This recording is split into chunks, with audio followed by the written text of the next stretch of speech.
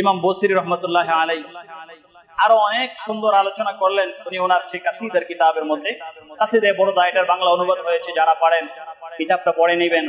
বিশেষ করে আপনি যদি পারেন ঘুমের আগে, যখন ঘুমাবেন, ঘুমের আগে এই কাসিদাগুলো পড়বেন। ইশক মহব্বতের সাথে বিসমিল্লাহ পড়ে, দুরূদ শরীফ পড়ে ইশক মহব্বতের সাথে চেষ্টা করবেন এই কাসিদাগুলো পড়তে।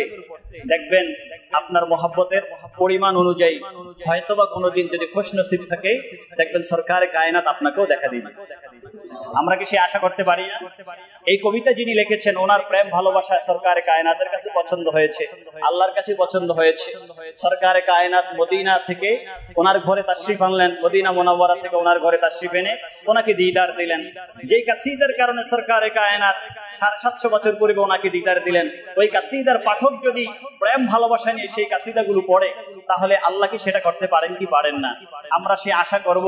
আল্লাহ যেন আমাদেরকে তৌফিক দান করেন। সকলে বলুন আল্লাহুম্মা আমিন।